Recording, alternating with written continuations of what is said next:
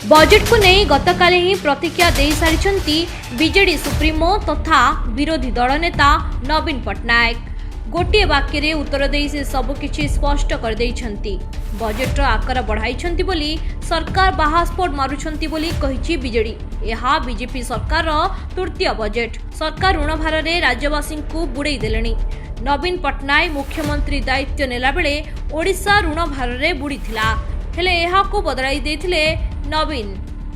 BJP सरकार को एक सुस्थ अर्थनीति देथिले, हेले सरकार दायित्व छाड़िला बेले एक असुस्थ अर्थनीति देथिबे एथिरे संदेह नाही।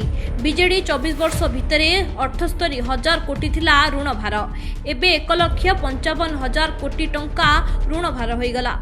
एमिति चलिले राज्य अंधकार भितर को चली जिवो। ए बजेट रे कृषकों पई किछि नाही। स्वास्थ्य विभाग रो अनुदान कमिछि, बेकारी समस्या रो समाधान पई कोनोसी बजेट नाही। ए बजेट निराशाजनक बजेट बोली सांविधानिक सम्मिलनी करी कहिछि बीजेडी।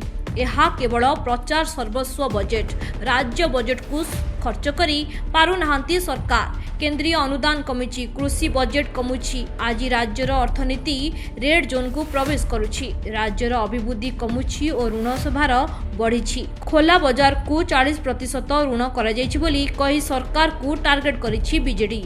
ब्यूरो रिपोर्ट, अतर्क न्यूज।